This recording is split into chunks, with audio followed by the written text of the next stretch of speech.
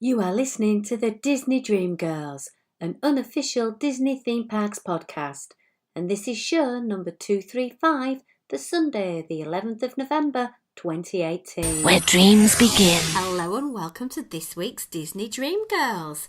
Now, unfortunately, poor old Janie is all there busy in her world of Star Warsing all over the place, so it'll be just me, but I have a duo of very excited and very special guests that I had the ultimate pleasure of meeting in the strangest of circumstances this last summer. So I would like to welcome to the Disney Dream Girls, Emily and her son Alex. Hello and welcome. Hi. Oh, it's so exciting to talk to you guys because we met up on the cruise this year. Yeah, we did.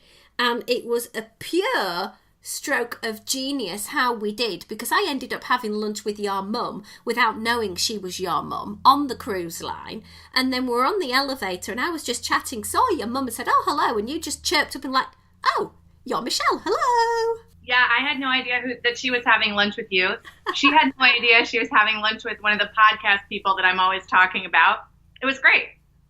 It was so funny, and it just goes to say that it is a small world after all. Yeah, I would say so. So let's just go back a little bit in time, because at some point in history, you decided to go on a cruise. So can you tell us a little bit about why you booked, who you booked with, and take it from there? Yeah, well, Alex is my 10-year-old son. He's been asking to go on a cruise for, ever. Yeah. And this summer was his 10th birthday on the 10th of August. And so I thought we should do something a little special. And I decided it was going to be a cruise. So I booked this 7-day Western Caribbean, same cruise you were on, in August. And we always travel in August with my mom. So it's usually my mom and me and my son, Alex. And I booked this cruise. It was awesome. But really, I had been reluctant to book a cruise because I thought, Alex is going to be off at the kids club the whole time. I'm never going to get to see him. I'll be sort of on my own. And it didn't turn out to be like that at all. And we're totally going on another one next summer because it was quite possibly the best vacation ever. So, Alex, your mum just said there that you'd been pestering her to go on a cruise. Why did you want to go on a cruise so badly? Well, I had seen a lot of YouTube videos on Disney cruises, and they looked awesome, and it looked like a lot of fun. So I just said, I was like, Mom, can we go on a Disney cruise? Mom, can we go on a Disney cruise? Okay. I know a little bit about your Disney fandom, you guys, so why don't you just tell us a little bit why it had to be a Disney cruise, and what is it about Disney that you encouraged you to go on a cruise? Well, going way back, my parents never took me to Disney as a child. And so as an adult, I became a Disney fanatic. And my mom is now reformed. She's a reformed Disney fanatic. She lives in Florida half the year. And there's not a ton for kids to do in her town in Florida. So we started just meeting up with her at Disney. And now we get annual passes every other year. So we can fit 2 summer trips into 1 annual pass. So we had a week at Disney before we went on our cruise this year. So there's no way we were going to do anything but Disney. And you've been going to Disney since you were 5 months old, Alex. Why do you love going to Disney? Because there's always something new. It keeps changing. But the stuff that is very important, all of the rides that have been there since, I don't know how long. 1971, perhaps? Yeah, 1971 are still there, but they keep adding to it. Okay, perfect answer. You get on the cruise. I want to know from the both of you what made it such a magical experience and how you were able to manage having time together but also enjoying your time apart. My mom had an old iPhone that she gave to me, and I texted every time I wanted to go somewhere different. Okay. So he had a lot of freedom on the boat. Because he's 10, he could sign himself in and out of the kids club at will. And we made a deal that as long as he lets me know where he wants to go next, and I give him approval, and he doesn't lose the phone, then he can have freedom to move around. Wow. So which kids club were you eligible to go to at age 10? Oceaneer Club and Lab. Both of them. Okay. So tell me a little bit about this club, because I can't remember which one that was. Was that the one with the Millennium Falcon and everything? Yeah. It's a lot of fun. They're both similar, but The club has a Star Wars area. So the club is for littler kids. Mm-hmm. For like 5. Yeah, 4 to 10, I think. Yeah, or and 8. then about 8 to 11-year-old kids go in the lab, but you can go in both. Mm-hmm. The lab has simulators in it for like driving boats and stuff. That was one of my favorite parts. You can drive the actual cruise ship. You can simulate all of them. You can drive all of them. Yeah, that was cool. So the main kids club is 2 pieces, like Alex was saying. The lab is for the older of the set, and the club is for the younger of the set.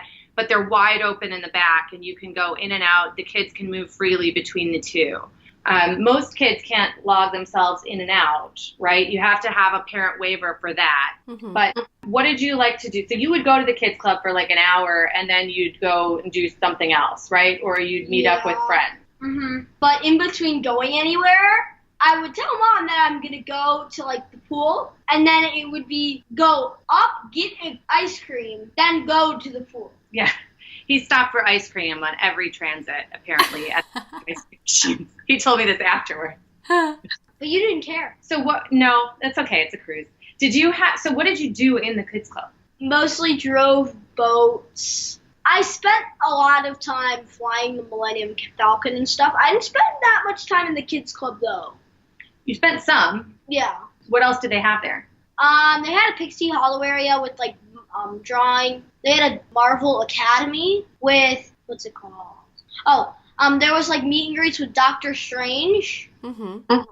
And there was one that I didn't go to with Thor, but You drew Thor. yeah, I drew Thor and Hercules. There was like an Animators Academy thingy in it. And there were other meet and greets and parties and things, but you didn't do all of them. You just did some of the stuff. Yeah.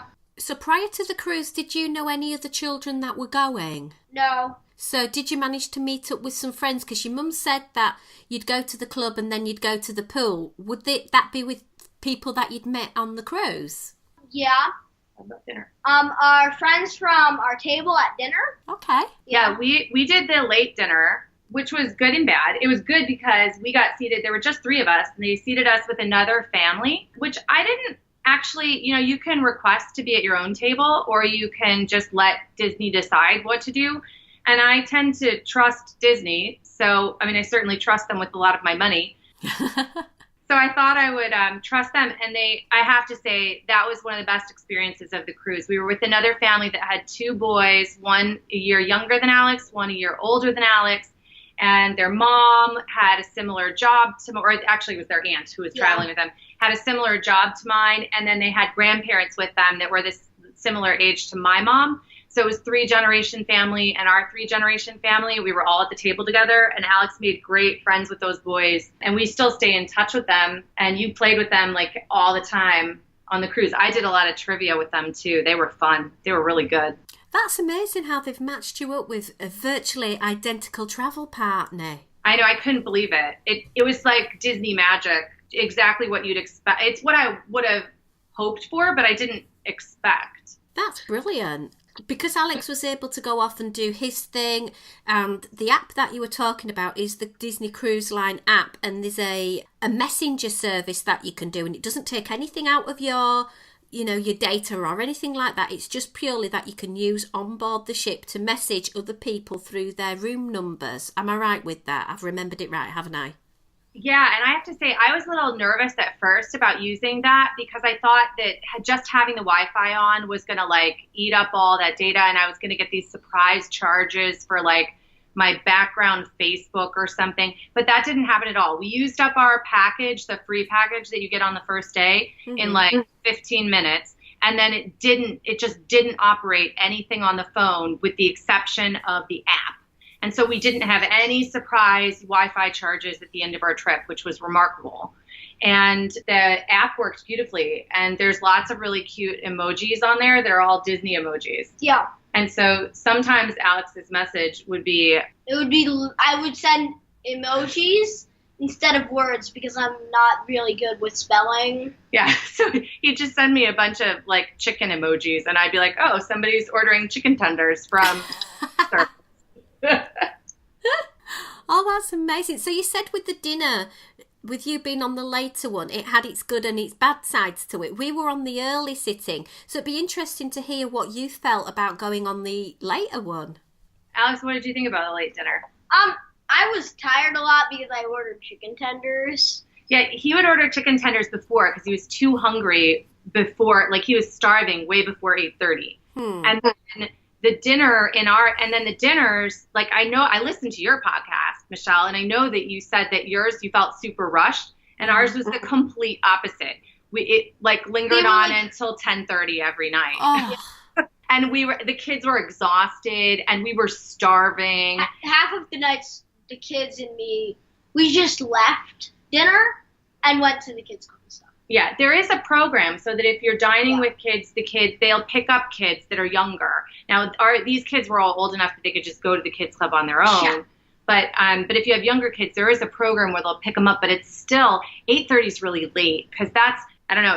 It just felt really late to be eating dinner for me. I don't know. Maybe I'm not very European. I think my understanding is that people tend to eat later, or maybe that's just adults.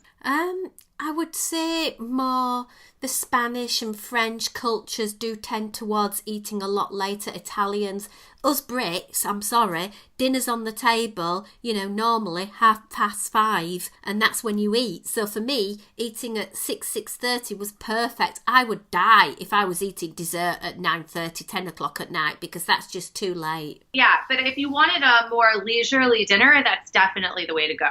Maybe next year, if I can stay up later, we might do the late dinner. No, we'll probably do early dinner. Why? What if I can stay up? Because I can't wait that late to eat. I'm starving.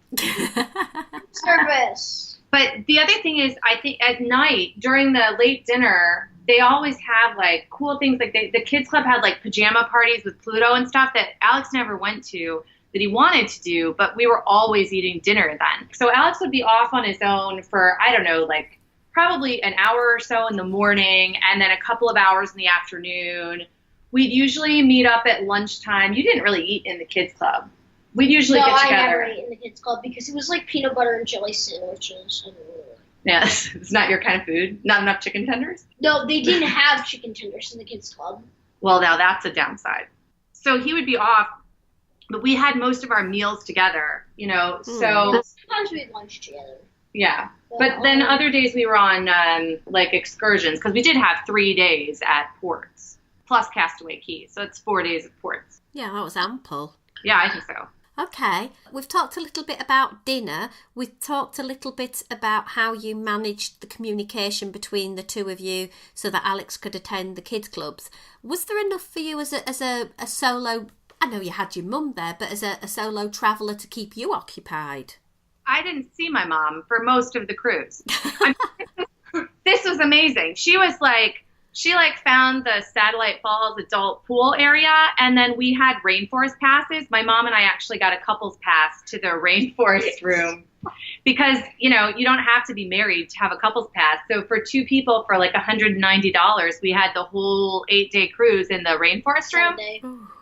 And so, or 7-day, yeah. So she was in that rainforest room probably 2 to 3 hours a day, and she had another 3 or 4 hours a day at the Satellite Falls pool. She was there a lot. We didn't see her. She didn't. Saw her once in the middle of the day. Yeah. Otherwise, she was pretty much we went on our excursions most of the time. The first excursion we did together, we all went to some cultural thing in Mexico, and that was super fun.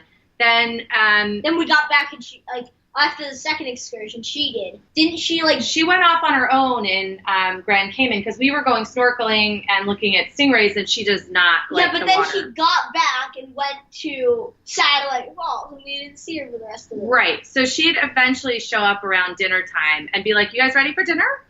And we'd have dinner together. But that was where? She left the room early before us in the morning. Yeah. And she would leave again after we went to bed at night and go do stuff somewhere else. I don't even know what she did. The shows. Oh, yeah, we went to the shows with her. Those were great. Yeah, those were really good. I must admit, they were a definite highlight for me. Yeah. Yeah, they were awesome. The Aladdin was awesome. So I told you I was worried about feeling alone on this cruise. I didn't at all. So I did a ton of trivia. Yeah. Because I was getting a lot of sun, right? And like on the excursions and on Castaway Cay, I knew I was going to have a ton of sun. So I would spend a lot of the rest of the time doing trivia. And we did, Alex, you and I did like a couple things in the D Lounge, like the family game shows. Yeah. That was fun. And, like, half of the texts I got from her were, I'm at the D Lounge. I'm at the pub. I'm at the Blake doing trivia. Yeah, it's true. You'd be like, where are you? And I'd say, and that was the answer. It was one of those 3 places. Yeah, that or we went a lot to the pool that had the funnel vision in front of it. Yeah, the we Goofy watched a lot pool. of movies there. We did. That's not the Goofy pool. That's the Donald pool. Oh, you're right. Sorry, the Donald pool. It's the deep pool, yeah. Yeah, it's like that pool's pretty deep. It's like 5 feet It's deep, 6 but feet. there's like a ledge that Yeah, you it's can like sit 1 on inch, and put half your feet over into the water and watch movies, and that was super fun. We liked that. Yeah, we went there a lot of the time in the mornings. Yeah, and I would go to the rainforest room and do trivia or go to the adult pool area. You never went to Satellite Falls. I did. I went there once. Once. Yeah, not compared to Grandma. Not like Grandma, no. I must admit, we never saw a film on funnel vision. We just did not have the time. The time just flew. We decided not to do the fancy dining stuff and this cruise because it was our first time cruising ever. And so I didn't even see, I realized when we were getting off, I didn't even go over by Palo or Remy. I didn't even see it. So next cruise, we have to do that. Even 7 days, you can't do everything. True. We only went on the aqueduct like twice, right? I went on there 5 times. Oh, well, there you go. You're welcome. I must admit the aqueduct was amazing. We managed to squeeze in a couple of nighttime runs as well, and that was just sensational. Yeah, we liked the aqueduct at night. It was extra special. Is there anything else that you did on this cruise that you would say was a massive selling point for you to give recommendations to other people who might have some reservations about doing a cruise? Castaway Cay. Oh. It was, everybody says it's the best. And I was like, it's just a beach. Like, I've been on other tropical vacations. It's not just a beach. It's like a Disney beach. It's like the entire place has been cleaned up and perfected to be Disney-ish. And so the old airstrip is now the dock for the boats. Yeah, it's so cool. I spent a lot of the time at the family beach with Alex and talking to some other moms that we'd met at the D Lounge when we were doing a family game show. And we just sat in little lounge chairs in the water, and the kids built like, what did you build? You built like we built a model of the Disney Fantasy. In the sand. Yeah. And you guys went swimming. Yeah, and then my mom was like MIA again because she went straight to the adults only beach. She was there for 3 hours. Yeah, and she came back. She came back at lunchtime. And was like, "You need to go." And over said, "Emily, you can go over to the adult beach for an hour, and I'll watch out. I'll stay here with Alex, and then you have to come back." So I was allowed to go to the adult beach for an hour. And I realized why she didn't want to leave. That place is spectacular. I talked to you and Kat and Lewis in the water. I had a drink, and I sat in the crystal clear water with you guys.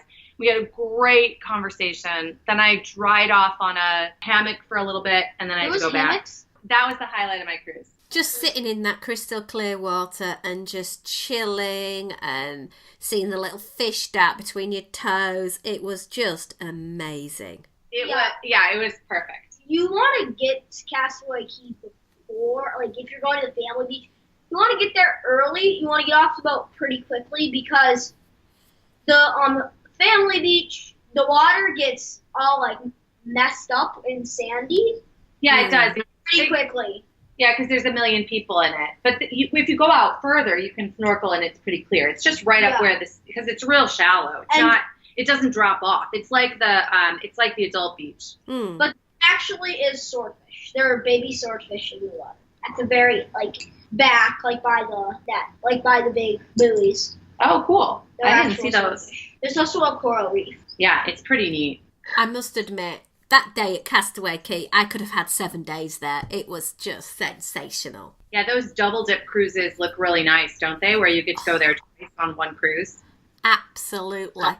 So let's just move away from the cruise now, because I do know that you are planning another one next year on the Eastern Caribbean side.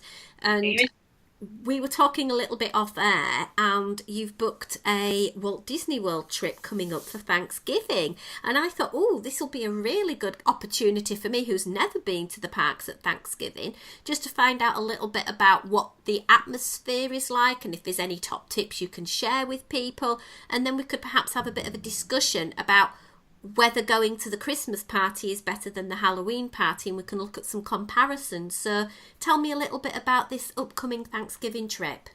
Yeah, so this is our second time going at Thanksgiving. We have, every other year, Alex has Thanksgiving with me. At every other year, Thanksgiving is at Dad's. Mm-hmm. So, and Mom, Grandma, goes to Florida for Thanksgiving now. And so the only way we get to see her at Thanksgiving is if we go there. We did this 2 years ago, and we're doing it again. It's very busy at Thanksgiving. It's one of the busier times to go. Mm-hmm. And so when we plan our trip, we plan it a little bit differently when we're going at a busy time or not busy time. So for Thanksgiving, and my sister Stephanie is coming with us this time, and she hasn't been in like 5 years to Disney. Wow. So we are going to stay at the beach club, and we're going to stay club level, which is super fancy, but we really like the beach club level. I have a food allergy. I'm allergic to apples. Every night when we get back from the parks, the chef there makes her a special dessert because 90% of the dessert she can't eat. Yeah, so there's a lot of fruit pectin in the desserts, and so that can be tricky, but the chef there is a friend of ours now and makes me fancy extra desserts to eat, so we can never pass that up. He gave me this giant glass that had the beach club engraved in it. Yeah, he did. Because I love the strawberry sparkler they gave me without alcohol in it. It's like ginger ale and strawberry puree. So, yeah, so we really like that also because when we're traveling with a bunch of people and we could get 2 rooms, but we prefer to stay club level. Then my mom, Grandma, can leave early and go to the club lounge and hang out and have breakfast before we even get up. And after we go to bed, she has a place that she can hang out in the lounge. And everybody can get food or drinks whenever they want them when we're in the hotel, which just makes there's a lot less requests for can we do this now, can we do that now, because there's more at your fingertips. We're looking forward to that. But our plans are, on the very first day, we'll go to Magic Kingdom, which is Wednesday, because we always go to Magic Kingdom on the first day. That's our tradition. But that night, we're going to do the Jingle Bell, Jingle Bam dessert party at Hollywood Studios. Ooh. We've never done that dessert party before. We did the Star Wars one, though. We did the Star Wars one there, and we really liked it because it can get super crowded at Hollywood Studios for the fireworks. Because in order to see the projections on the buildings and the fireworks, there's sort of a really limited area you can be in, because the fireworks are not straight dead center, because that's where Star Wars Land is. So they're off to the right. And so if you stand where you can see the fireworks, then you can't always see all of the projections. So they block off an area so no one else can see it except for the people who pay extra for the dessert party. Yeah, so they've got a racket going with that we're buying into. Absolutely. And I heard that this party was really good. This dessert party was good on another podcast from last year. So we're looking forward to it. I hope it has it's like this liquid, they put balls of ice cream in liquid nitrogen. We had this at the Star Wars dessert party. I really liked it. Yeah, it was kind of like a frozen snowball. Yeah, it was really good. Yeah, that was really good. I know what you're talking about, and I've had that, and it was amazing. And just watching it being created in front of you, it was like a big science experiment from school. Yeah, we like science, so we're definitely into that. So we have that. That's going to be really fancy, or really special anyway. Then the next day is Thanksgiving. And instead, we went to Magic Kingdom for Thanksgiving last year. It was very busy. And when the Magic Kingdom's super busy, we get as many extra fast passes as we can, but we don't stand in a lot of lines. We did a lot of Sorcerers of the Magic Kingdom when it was busy last time and watched more of the little street shows and stuff like that. But this year, we're going to go to Epcot on Thanksgiving. We're going to go to Garden Grill. Yeah, we're going to have our Thanksgiving dinner at Garden Grill. It's the rotating restaurant that it's like a character meet and greet with it, and the restaurant spins. Yeah, so it's the one in the Land Pavilion by Soren. It always smells so good. It's one of our favorite character meals. The food's amazing, and the characters are good because Chip and Dale are there, and they're the most fun characters to me. Yes. And Farmer Mickey. So we thought it was suitable for Thanksgiving dinner. So we're going to have it there. I think that's an absolutely fantastic idea because knowing what's on the menu for that meal, you've got your meats, you've got your vegetables. It's very traditional to what I would imagine an American would have on Thanksgiving. You got it. I mean, I don't think they're going to bring a whole roast turkey, but we're cool with that. We can make it at Christmas. Perfect. There is turkey on the menu, though, I think. Yeah, they have turkey on the menu. Yeah, like it's not a menu, actually. It's family style. They bring big platters of the different, like 3 or 4 different kinds of meats, 3 or 4 different side dishes, and bread and cheese. Yeah, and they bring all of that to you, and then you can have as many as you want. So it also has that same sort of bountiful feel of Thanksgiving, which we think will be good. That night, I don't know what we're doing. We might, if it's not too busy over at Magic Kingdom, we might go and try and watch Happily Ever After. We won't be. Or we'll stay and watch Illuminations. No, wait, isn't it going to be gone? No, there's still Illuminations. Everybody we keep expecting Illuminations to go away, and it keeps staying. I don't know what to say. It's supposedly not going until next summer, so you've got plenty of time to catch it. Yeah, we'll catch it now and again in February when we go. Yeah, so we're going to do that. Then on Friday, we're going to Animal Kingdom in the morning. And that'll be great. My sister's never seen Pandora, the World of Avatar expansion. So that's going to be super fun for her. And we really like that. Animal Kingdom might be my favorite park because I really just love the theming and how lush it is and how beautiful the landscaping is. It's just so unbelievably detailed. And then that night, if we haven't done so, we'll go see Happily Ever After that night. Then the next morning, what do we do on Saturday? Oh, Saturday's the day we're going to... Oh, I got that wrong. Friday is the day... Forget that. What I just said is what we're doing on Saturday. Friday is Black Friday in the United States where everybody goes shopping. And my sister really loves this shopping tradition. So our plan is to go to Hollywood Studios in the morning, and then we're going to Downtown Disney in the afternoon so we can hit up the stores. We did that last time, and it wasn't too busy there on Black Friday. Yeah, but there wasn't that much discount. The Lego store had some discounts. Yeah, the Lego store did, which is it's one of my favorite stores. It's pretty much the only store Alex cares about in downtown. Movies Candy Company, the Ghirardelli store. Fair enough. I was a few wrong. other stores. Yeah. Yeah, so we'll go there. I think we're going to eat at Paddlefish this time. This is not Alex's choice. He wanted to do the Boathouse, which is a favorite in our family.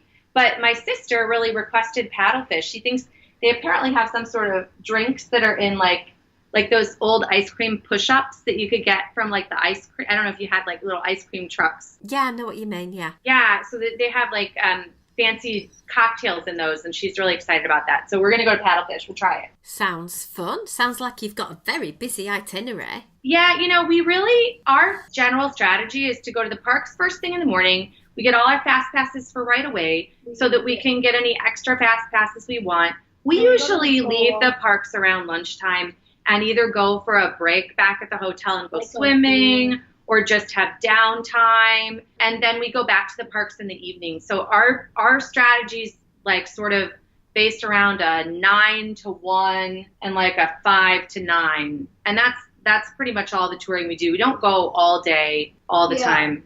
All day is too hard because it's super hot in Florida. Yeah, or it's just tiring. Yeah. Plus the afternoons are so busy, especially in busy times of years like Thanksgiving.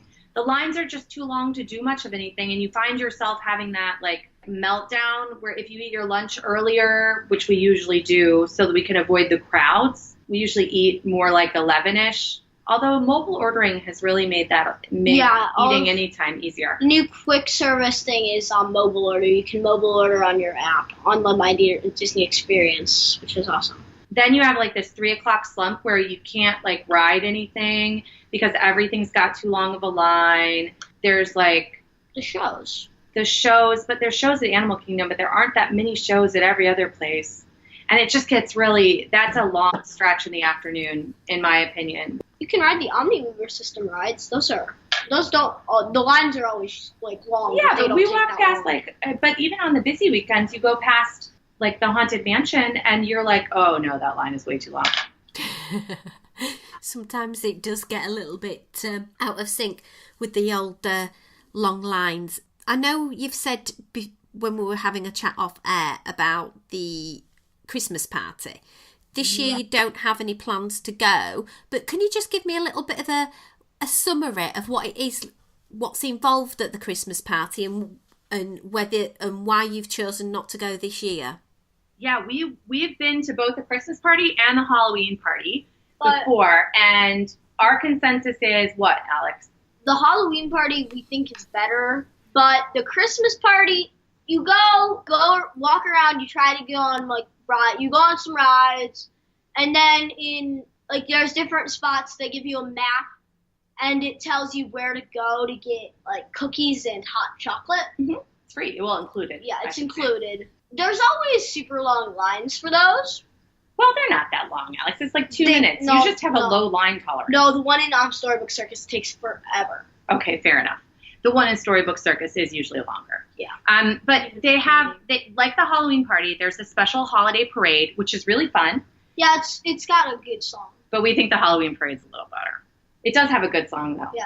It has fireworks. There's special holiday fireworks, which are also, they're really fancy, more fancy than the regular fireworks. I think the Halloween party and the Christmas party are a little more like the older fireworks. They're more fireworks heavy and less projection heavy. Mm-hmm. So they're really good to watch from anywhere in the park. So if you are at the party, I would say we used to love watching the fireworks from Fantasyland.